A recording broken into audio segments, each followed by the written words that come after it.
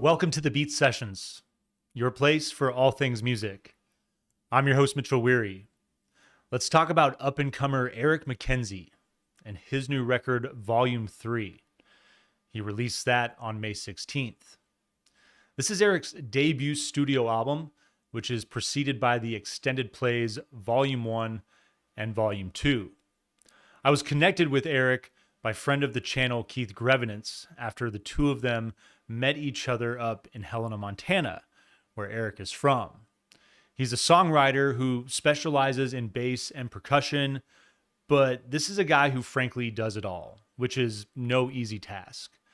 And I really admire the balance that his music finds as far as his musicianship goes. I would definitely argue that the strength of this project lies in its rhythmic elements, but the rest of the instrumentation here is just as strong. And as far as his sound goes, I would say it's easy to identify it as progressive rock, but it's the influences of metal, alternative metal, stoner rock, and grunge too that I find very appealing. And with this record, there's also bits of desert rock, blues, and goth metal that are influencing his style. It honestly reminds me of a combination of bands like Melvins, Typo Negative, and Caius, all wrapped up in the world of Maynard James Keenan, who is one of my favorites. And while I hear Tool and Pussifer on this record, I would say of the three, the biggest influence is probably A Perfect Circle. I would also argue that his music is pretty psychedelic, playing with different time signatures that are all navigating this eerie, inhospitable environment that evokes unsettling tension while being balanced with moments of serene tranquility. It's almost as if he writes his music for the thrill seekers. The listener gets a punch of adrenaline, and then that's followed by a kick of dopamine, this sense of satisfaction that just keeps you coming back for more of the darkness that this record explores. And I'm willing to bet that it's this dynamic that drove Eric through the development of this project. And it's all the better for it. I mean, he's very new. He's only been releasing music since 2024. Definitely been playing a lot longer than that. But while I think that his first two EPs are enjoyable, I'd argue that they lack the cohesiveness of Volume 3. And creating your first full-length album is a big leap for any artist to take. And I'm happy to see him do it with this project. And I would also say that the EP is a tough format to create something in this nature to begin with. You're just limited in space. I liken it to writing a film versus writing a miniseries. When you do a miniseries, there's so much more space to flesh out a story, but then there's the challenge of filling that space with compelling content. And I feel that Eric succeeds with the concept of this record. For his first outing, he does a magnificent job of creating a project that immerses the listener in this smoldering, almost apocalyptic world from start to finish, with lyrics that explore the chaos of the world through this lens of mythical realms. I love that dynamic as well. His vocals are delivered in hushed obfuscation that enhance the otherworldly nature of his storytelling.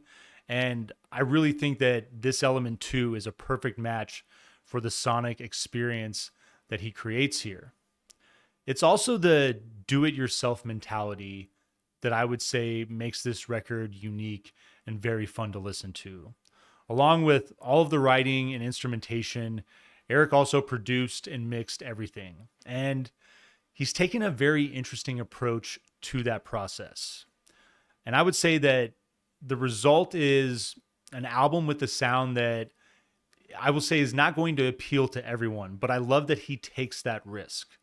The production of Volume 3 is grungy and it's murky, and it really wasn't until about halfway through my second go around that I started to find this appealing.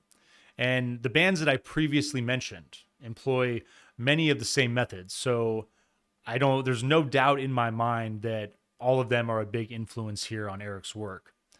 And I would say that there are moments where I feel the precision of his playing gets lost in the production, and also other moments where it does feel muddled. but I think overall it's an aesthetic that enhances the spine chilling fever dream nature of this record. And I think with more listens, it'll start to grow on you and you'll dig it as much as I do. This thing, it kicks off with your first track, Red Mountain Lullaby, which slowly fades in with a droning synth and a brighter, more ethereal texture that follows. Then the track suddenly shifts towards a darker mood as a flickering element takes hold of the track, along with a somewhat sinister roaring synth. It's almost kind of like the sound of a soft motor revving. There's light drum play as well as this thing begins to build, adding to the ominous nature of the track. Then a pleasant sounding electric guitar emerges from all of this tension. I really love that gentle play here. The song, it's going to maintain that dark edge as heavy grinding bass works slowly in, but then you get these drums that finish the takeoff and the vocal hits to open up the verse. There's a lot going on here, and it's a big prog element that makes me think of another band, Porcupine Tree. But there's also elements of grunge, as I mentioned here, and a little bit of shoegaze on this track. A big general like 90s alternative feel. The vocal has a hazy quality, as I mentioned, that really, I think right out the gate, a lot of you are going to hear Maynard James Keenan. The track works into more intense rock and roll territory at about the 4-minute mark for roughly a minute or so.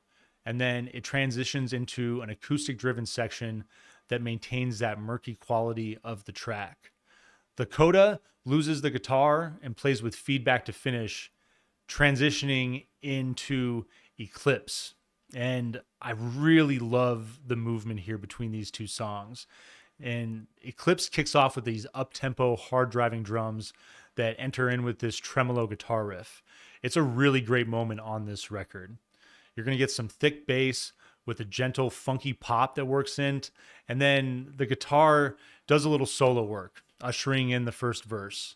Vocals continue to maintain that hazy production with light melodies. Great contrast there. Track finds a nice groove around the 1-minute mark for a moment, and then it's going to shift to a faster tempo and a pretty unique time signature. It's an adventurous composition with an enjoyable post-punk element. It's just another sound that's driving this record overall.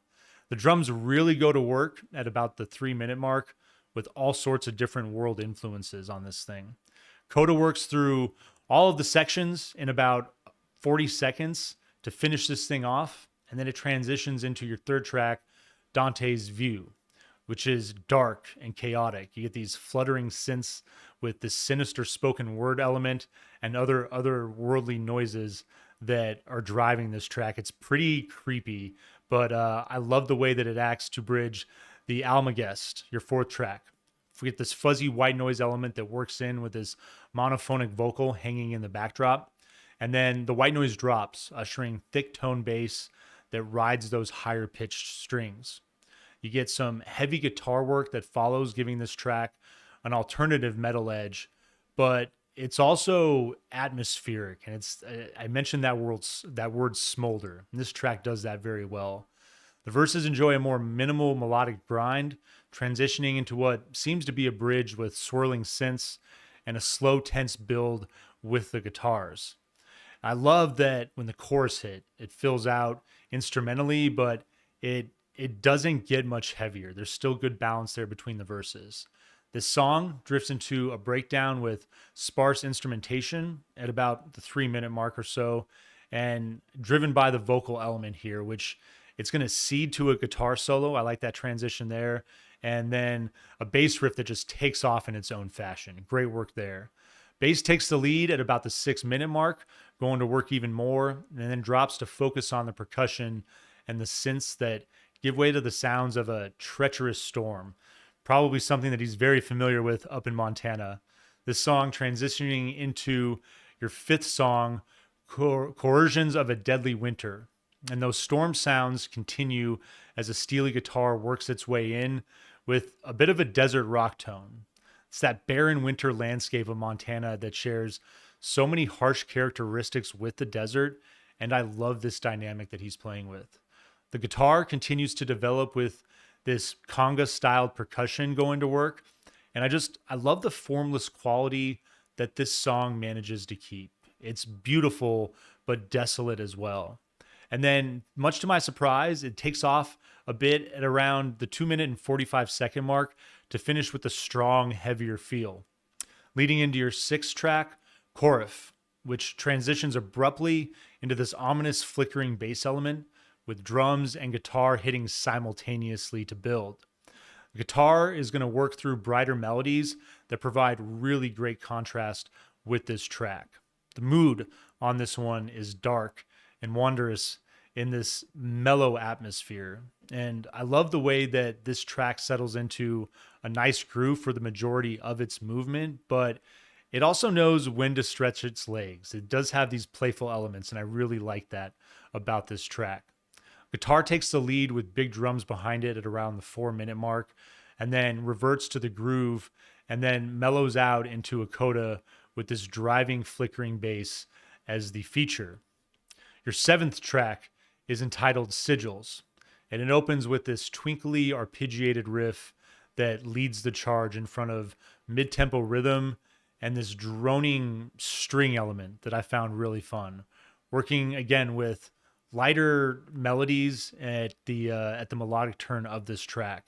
And then right after about the 45-second mark, this is a track that's going to take this jaunty turn, playing with a really groovy upbeat structure. This feels like a moment of great accessibility for a record like this. And I've always felt that this is essential for records that are riding that prog territory.